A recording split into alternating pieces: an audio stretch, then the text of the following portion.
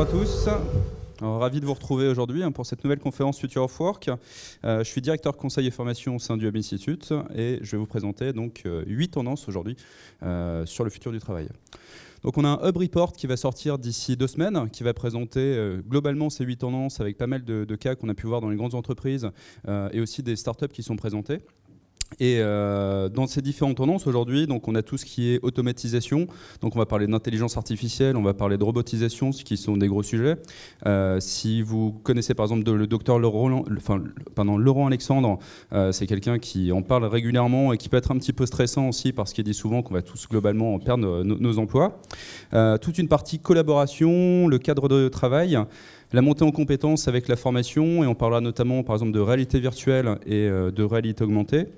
Tout ce qui est impact générationnel, et aujourd'hui on va peut-être avoir tendance à faire du jeunisme en se disant tiens on va parler de la génération Y, de la génération Z, mais il y a une vraie question de comment est-ce qu'on arrive à gérer les plus anciennes générations avec les nouvelles générations et comment est-ce que tout ça vit ensemble. Toute la partie performance, le recrutement et la flexibilité au niveau du travail. Mais parce qu'on n'a pas envie d'être trop gourmand et parce qu'aujourd'hui on a 10 minutes, on va d'abord aborder 4 tendances principales, dont la première qui est sur l'automatisation. Donc si on se pose un peu la question de savoir est-ce que tout ça va aller très très vite, est-ce que l'intelligence artificielle, les robots vont nous remplacer, il y a des chiffres qui sont quand même un peu inquiétants pour 2025, qui nous disent que 3 millions d'emplois pourraient disparaître d'ici 8 ans du coup. Bien sûr ces emplois, il y a des emplois qui en fait disparaissent tout le temps. Aujourd'hui, vous avez peut-être des emplois, et même moi, mon emploi aujourd'hui n'existait pas il y a quelques années. Mais la question va être derrière de comment est-ce qu'on arrive à renouveler justement ces emplois et comment est-ce qu'on arrive à opérer une transformation. Dans le monde, de manière générale, c'est une logique qui est suivie. Et on a aussi toute la partie automatisation des tâches, avec 20% des tâches qui devraient être automatisées d'ici 2025. Donc, qui a un emploi, entre guillemets, qui est à risque ? Demain, si je suis par exemple assistant juridique et j'ai des tâches qui sont, on va dire, assez techniques et potentiellement automatisables, j'ai un risque d'être remplacé. Et il y a une phrase que j'aime bien qui dit « Si vous faites des tâches de robot, si vous avez un métier de robot, vous avez des chances d'être remplacé par un robot. » Donc, comment est-ce qu'on arrive en fait à survivre, on va dire, à cette automatisation, cette intelligence artificielle qui va nous remplacer potentiellement dans le futur ? D'abord en jouant beaucoup sur l'humain et en jouant sur la partie créativité et sur la partie, on va dire, utilité. Les métiers de service, dans le futur, ont moins de risques d'être remplacés que des métiers qui vont être, on va dire, très, très automatiques. Et la vraie question, c'est comment est-ce qu'on arrive à réinventer des nouvelles fonctions, des nouveaux métiers, pour accompagner justement cette transformation.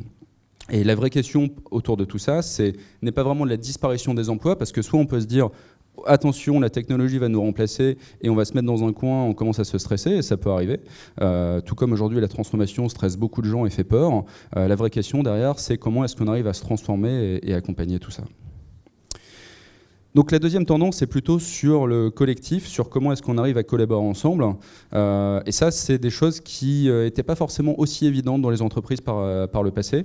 Et on voit de plus en plus des nouvelles façons de fonctionner. Aujourd'hui, on a par exemple ce qu'on appelle les tribus. Donc des tribus, on va dire que c'est des équipes pluridisciplinaires qui vont travailler de manière, on va dire, en mode sprint, et qu'on retrouve dans des entreprises type Blablacar. C'est comment est-ce qu'on arrive par exemple sur 4 à 6 mois à bosser ensemble sur un groupe de 80 personnes, sur un projet qui va générer des nouvelles sources de rentabilité, des nouvelles sources de profit, et qu'on utilise des nouvelles méthodes type design thinking en fait, pour pouvoir développer ces nouvelles choses. La deuxième partie, c'est l'holacratie. Alors, qui connaît l'entreprise Zappos ici ? Levez la main. Ok, bon, vous êtes pas mal. Donc, pour ceux qui ne connaissent pas, c'est une entreprise qui est située à Las Vegas et qui a décidé à un moment d'organiser l'entreprise sans manager. Ça a eu un petit impact quand même sur l'entreprise parce qu'il y a 14% des effectifs qui ont décidé de quitter l'entreprise parce qu'ils n'arrivaient pas en fait à se faire à ce nouveau système. Et eux-mêmes d'ailleurs ont eu quelques soucis par rapport à ça parce qu'ils sont aperçus que ça ne fonctionnait pas aussi bien. Alors peut-être que sur une entreprise de 50 personnes, ça peut fonctionner, mais sur une entreprise par exemple de 1000 personnes, ça demande un petit peu d'organisation pour que ça marche.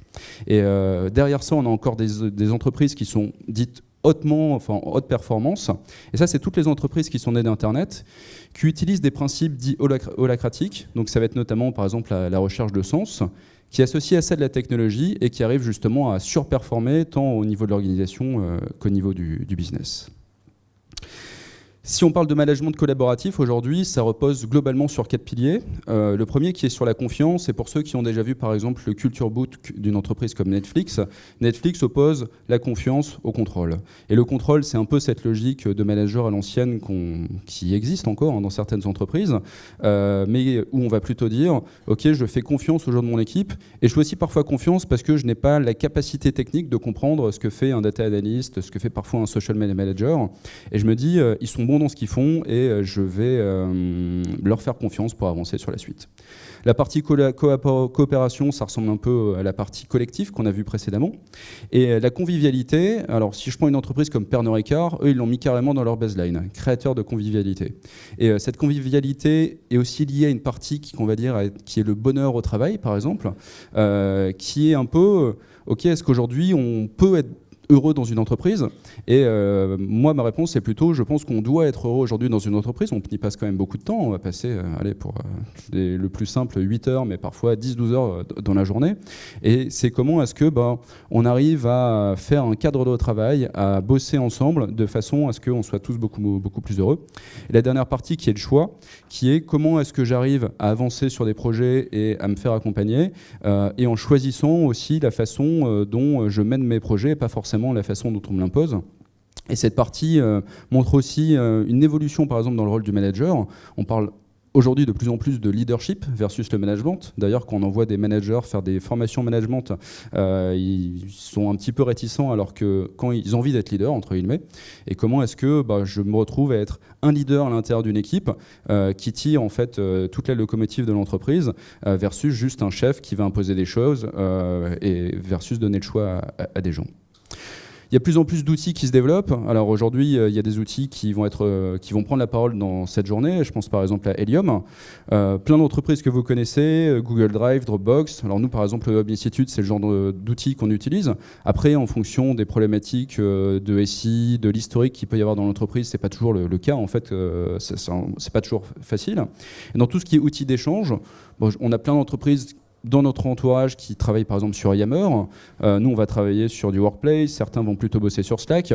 Mais la question n'est pas vraiment l'outil, parce qu'on peut penser ce qu'on veut des outils, aucun sera vraiment parfait et totalement adapté à toutes les organisations. C'est plutôt la logique derrière, qui est la logique de partage et d'échanger sa veille, et que les gens aient bien compris à quoi servait cet outil, et pas juste se dire « tiens, j'ai compris comment fonctionne l'outil ». Troisième partie sur le cadre de travail. Donc le sujet, j'en parlais, du bonheur de travail, est un sujet assez chaud. Et heureusement aussi parce qu'on parlait beaucoup de souffrance au travail. Il y a déjà eu des entreprises où il s'est passé des choses horribles, bien sûr des suicides, ce genre comme ça. Et il y a aussi donc des gens qui commencent à travailler sur des labels.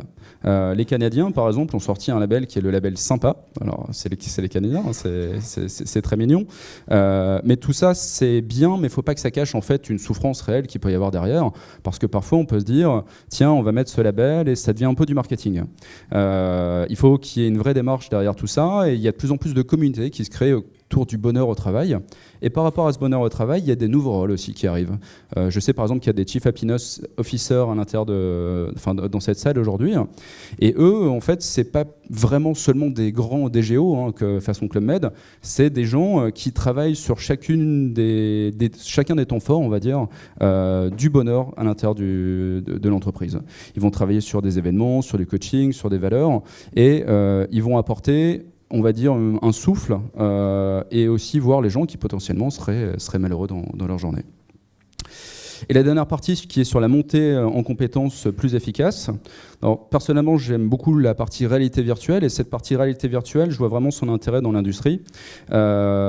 Si aujourd'hui, par exemple, je veux amener un moteur d'avion dans une salle, ça va être très compliqué, ça va coûter très cher, il faut déplacer des gens. Aujourd'hui, avec de la réalité virtuelle ou de la réalité augmentée, je peux simplement avoir ce moteur devant moi, et même si le développement à la base coûte un peu cher, derrière, c'est quand même beaucoup plus simple de former énormément de personnes à la suite. Et l'intérêt d'un contenu immersif, c'est en fait, on a 100% de l'attention de la personne, on est sur des formations qui sont de manière générale plus accessibles parce que moins de transport pour aller dans un lieu, par exemple, de formation. Voilà, 10 minutes déjà se sont passées. Je vais laisser la parole à Emmanuel Vivier et Caroline Loisel, et je vous invite à venir télécharger le report d'ici 2 semaines, qui vous en dira beaucoup plus sur tout ça. Merci.